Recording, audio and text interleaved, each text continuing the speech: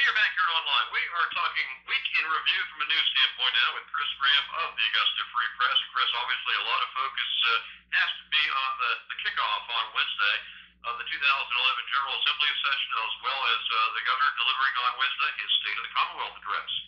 Yes, well, now we're started, and it's a good way to get things started with the governor laying out his priorities.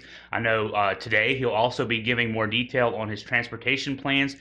Been rolling those plans out the last few weeks, kind of piecemeal, and so we'll get a look at the whole package today. But now, we know exactly where this session will go, and really for the governor, it's this is his second session as governor. Last year, it didn't seem like he really defined the session in any way. It was almost like he sort of let the session define himself in his first year, and really almost Ken Cuccinelli, the Attorney General, sort of came in with a plan, a roll-in, and really had his way with that first session. Well, now this is, really Bob McDonnell trying to make this the governor's session in 2011, and so with his proposal to privatize the ABC stores, his transportation plans, which include a lot of borrowing, a lot of bonds to get transportation projects moving, he's really trying to lay his imprint on how things will go in Virginia this year. So something else to consider, I guess, when it comes to this, General Assembly session, a lot of big issues. As you mentioned, the budget. There's one, transportation funding. Even the governor's amended plan to privatize liquor stores in keeping the state involved, I guess, on the wholesale basis and maybe privatizing the retail basis. Yeah, he's really trying to keep that plan alive, and it's almost like now it's just a test of wills because it's been known for months that Republicans, Democrats, both in the General Assembly, just dislike this plan. It just doesn't seem to make sense from a fiscal standpoint. Now, one can argue the merits back and forth of should the government be in the business of selling liquor essentially, and that's or controlling the sale of liquor. I mean, you can look at that several ways, but the way it is right now, that's a real moneymaker for the state. And he's talking about this. He's not selling it as, hey, government shouldn't be in this business. He's selling it as this could actually make some money for the state and give money to transportation. Well, the facts don't bear that out. The facts actually bear out that the state would lose a lot of money over the long haul. There may be a short-term infusion of a little cash, but not enough cash to justify all the activity that we've given to this, all the attention we've given to this. So I think really by modifying this proposal, he's trying to see if he can find anybody who will support this and give it a chance to go through.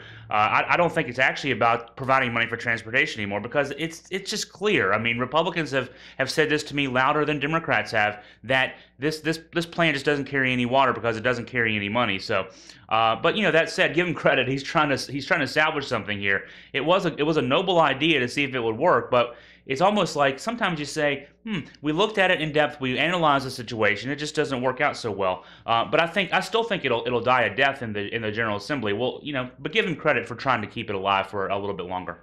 Before we talk about the latest numbers when it comes to state finances, anything else stand out when it comes just to the overall 2011 General Assembly session? Well, just another thing that was kind of a funny note I noted on a column on the AugustaFreePress.com website last night, just that the governor, in a speech that was broadcast state live by PBS stations, reiterated his plan to defund public broadcasting. And it's a $4 million over 2-year proposal in a state budget that's close to $40 billion. So you're not talking about something that's going to balance the state budget. It's really about politics. Folks on the right think that public broadcasting leans to the left, and as a result should be defunded. That's pretty much the argument that goes there.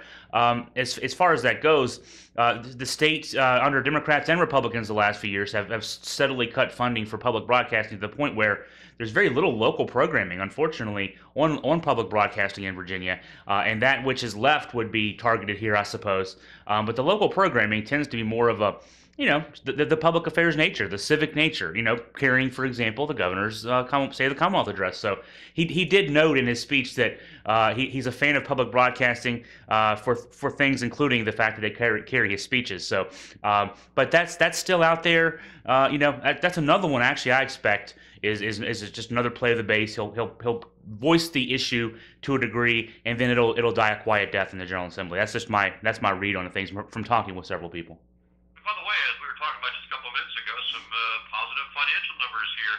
When you look at the month of December numbers statewide? Well, the month of December numbers over 2009 December numbers up almost 10%, 9.5% increase in state revenues. And what that indicates, state revenues, of course, come from tax sources, a big one being the sales tax. So what that tells you is there's a lot of economic activity in Virginia in December 2010 compared to December 2009. Those numbers approach the numbers before the recession. So also good news there, shows that our economy is on the rebound. A lot of people wouldn't want to believe that because we still see unemployment numbers nationally in the 9% range. But of course, in Virginia, the ninth lowest unemployment rate in the country, 6.8%. Unemployment's gone down almost 0.5% in the 2010 year. So Virginia's economy does seem to be very much in a rebound, much stronger than you would maybe think conventional wisdom-wise. If you listen to the media closely, you still think, well, we're in the middle of a recession. Well, 9 months of the last 10, Virginia has seen increases in state revenues. And the last 2 months, we've seen 9% plus increases in state revenues over the previous year. So what that tells you is we had a very strong Christmas retail season in 2010.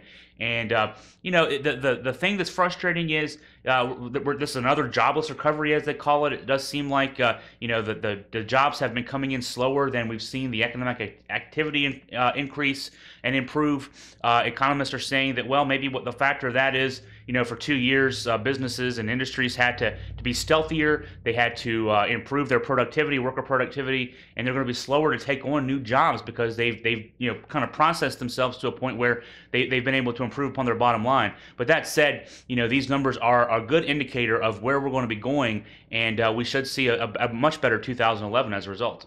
Okay, Chris, anything else on your mind? Anything else coming up, I guess, from a news standpoint with respect to the Augusta Free Press when you look ahead to the coming days? Well, we'll be focusing more on the General Assembly session. We want to get into some of the big issues of the day in the General Assembly session. We've talked a lot about transportation and general funding issues, but there are some special issues out there. The synthetic marijuana debate that seems to be coming up. I'm not sure it's going to be much of a debate, but we're going to get into that issue a little bit, and we'll see what else we can get into as well as far as keeping tabs on our state legislators and what they're doing for us in Richmond.